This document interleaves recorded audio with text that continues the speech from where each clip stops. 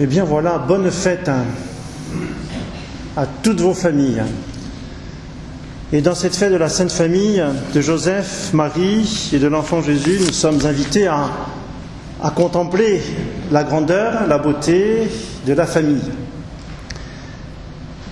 Et je dois dire que, arrivé à la fin de cette année 2013, la famille aura vécu des grandes choses et des grandes souffrances dans notre pays. Je crois que ce qu'on peut dire de plus beau à la fin de cette année 2013, c'est qu'une génération nouvelle s'est levée pour prendre conscience de la grandeur de la famille et la défendre au prix de manifestations diverses et variées et au prix d'un grand élan de toute une génération qui monte. Et ça, c'est un très grand cadeau et il y a très longtemps qu'on n'avait pas eu ça dans notre histoire. Ça, c'est la partie positive du tableau. Et puis en même temps, il y a une partie très négative, c'est que on est écrasé par le nombre de divorces, peut-être parmi nous, autour de nous, dans nos amis.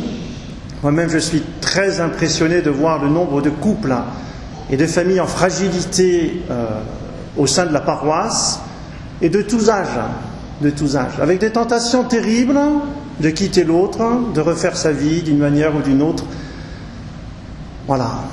Et puis vous savez, les projets de loi qui planent sur notre pays de nouveau, sur l'euthanasie, sur l'avortement.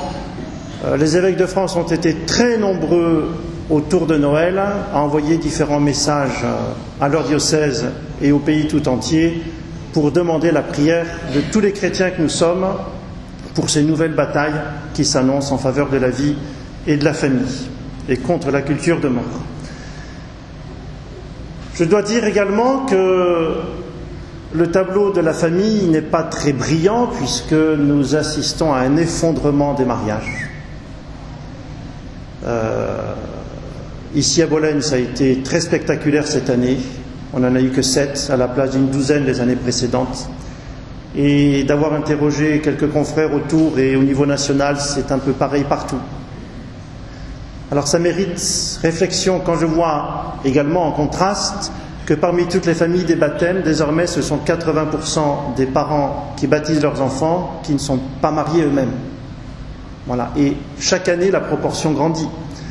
Donc il y a vraiment de très belles choses de prise de conscience de la grandeur de la famille et puis de l'autre côté, une très grande fragilité. Alors ça nous amène à nous demander pourquoi cette fragilité ? Pourquoi est-ce que la société d'aujourd'hui déteste à ce point le mariage ? Enfin, c'est une vraie question quand même. Moi, je crois que la société déteste aujourd'hui le mariage parce que le mariage est l'exact contraire de cette idée d'autodétermination qui est la valeur suprême de l'homme contemporain. Aujourd'hui, l'homme n'accepte plus rien. Même pas qu'on lui dise qu'il est homme ou femme, depuis quelques mois, n'est-ce pas ? L'homme d'aujourd'hui veut être complètement dégagé de tout lien, complètement libre, et en faire à sa tête. Vous remarquerez que c'est exactement la définition du péché originel. Je veux être comme Dieu, sans Dieu, et décider moi-même ce qui est bien, ce qui est mal. Eh bien, le mariage, c'est exactement l'inverse. Le mariage, c'est l'anti-péché originel par excellence. Le mariage, c'est accepter librement, spontanément, volontairement, d'être dépendant de l'autre. C'est ça le mariage, non ? Je te reçois et je me, dites-le fort, et je me donne à toi. Voilà. J'accepte, j'assume librement de me donner à l'autre et donc d'être dépendant de l'autre. Et d'assumer la responsabilité de nouvelle vie, de me définir par rapport à quelqu'un qui sera mon conjoint et mes enfants quand ils viendront, et d'accepter dans cette réalité la fidélité et la durée. Et ça, c'est tout le contraire de la mentalité contemporaine. Alors je crois que dans cette idée, le mariage, qu'est-ce que c'est encore ? Bien, le mariage, c'est vraiment cette communauté de vie. Le mariage, ce n'est pas un conglomérat d'individus. Maintenant, on nous parle de différentes, comment on appelle ça, des différentes formules de famille, de différentes formes de famille. Mais entendez, il n'y a pas différentes formes de famille, il y a un père, une mère et des enfants. Même si on souffre tous de familles décomposées, recomposées, redécomposées, re-recomposées, que sais-je encore, et qu'on ne sait plus, où on en perd son latin. Non. La famille, ce n'est pas ce conglomérat d'individus au fil des circonstances et des caprices des adultes. La famille, c'est une communauté de personnes qui est le centre naturel de notre vie à tous.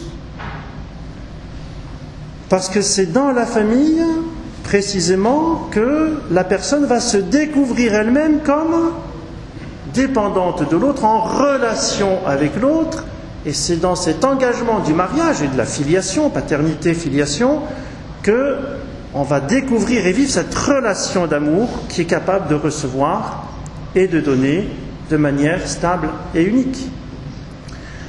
Alors cette grandeur de la famille fait qu'effectivement la famille est la grande réponse, ou une des grandes réponses au péché originel. Alors dans cette idée,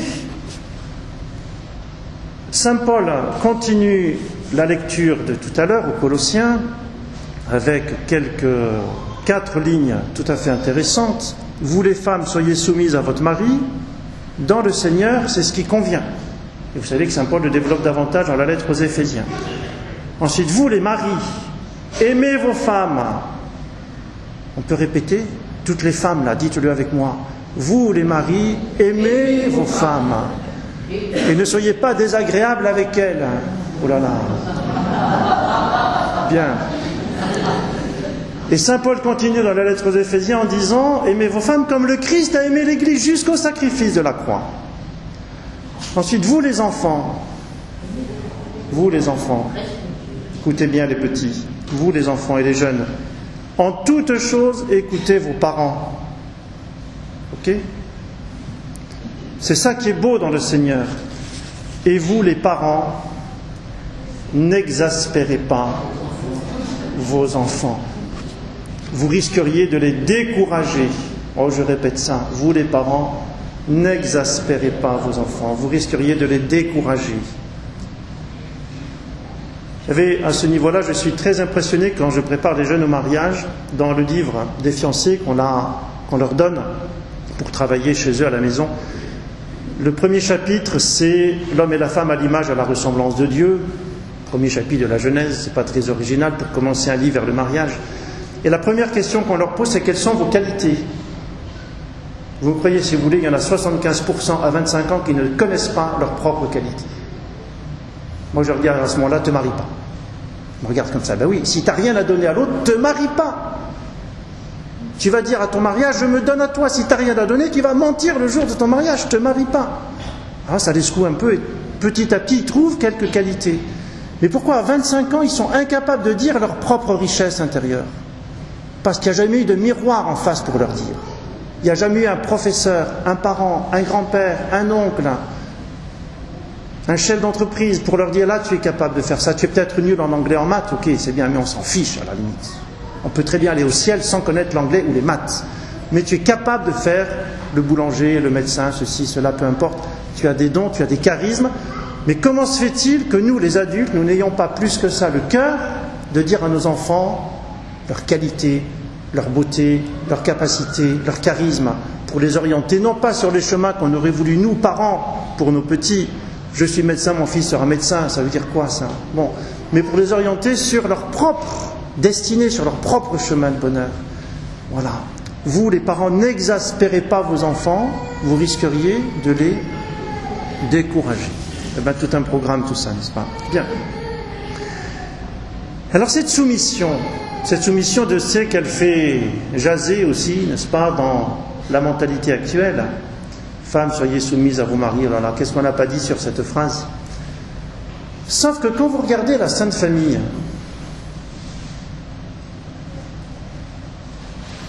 le plus saint des trois, c'est qui ? C'est l'enfant Jésus, quand même. Il est le Fils de Dieu. Ensuite, c'est qui la plus sainte ? C'est Marie, immaculée. Et le moins saint des trois, c'est qui ? C'est Joseph. Mais c'est qui le patron dans la Sainte Famille ? C'est Joseph. Et l'Évangile nous dit très bien que Jésus, l'enfant Jésus, était soumis à ses parents, il leur obéissait, et Marie est soumise en dialogue d'amour avec Joseph.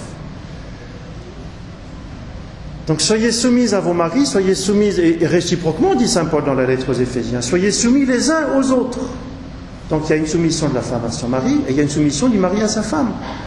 Et on retrouve l'ordre de la création brisé par le péché originel, qui a voulu tout envoyer promener. Je veux être comme Dieu, sans Dieu, je ne veux plus être soumis à personne, je veux être moi-même ma propre règle. C'est pas possible, ça ne marche pas. Et donc d'être soumise l'un à l'autre, ça veut dire que ma propre règle, c'est pas moi, c'est mon conjoint, c'est mon mari, c'est ma femme, c'est mes enfants. Que nos enfants soient notre règle, je pense que tous les parents qui étaient là, vous avez passé quelques nuits d'hôpital avec un enfant qui a la gastro, que sais-je encore. Là, c'est pas vous qui décidez, hein. C'est la maladie, c'est les circonstances de vie, c'est le bras cassé. Voilà, nos enfants sont nos maîtres, en quelque sorte. Et donc nous avons vraiment aujourd'hui à nous poser cette question. Dans la mentalité, le désordre contemporain, est-ce que nous choisissons vraiment ou pas de nous remettre en ordre avec Dieu et d'être soumis à Dieu, et dans cette légitime et harmonieuse soumission de charisme les uns envers les autres. C'est pour cela qu'aujourd'hui, moi j'aurais deux choses à vous demander. La première chose, c'est que vraiment vous puissiez dire et redire jour après jour cette phrase du psaume 138, « Merci Seigneur pour la merveille que je suis. Je suis homme, femme, âgé, enfant, marié, séparé, veuf. Merci Seigneur pour la merveille que je suis. » Et pour exprimer cette magnifique et harmonieuse soumission au Créateur, la deuxième chose que je voudrais vous demander, c'est la prière en famille tous les jours. Alors les jeunes familles avec les enfants, prenez ce temps de prière en famille avec les petits avant d'aller se coucher. Ceux dont les enfants sont grands, que vous vous retrouvez juste en ménage, que vos enfants sont envolés, priez en couple. C'est cette prière du couple qui est difficile, qui demande de surmonter une certaine pudeur. Chacun a son chemin spirituel, d'accord. Mais cette prière ensemble, pas seulement chacun de votre côté à votre rythme, mais cette prière de couple ensemble vous remettra ensemble sous le regard de Dieu.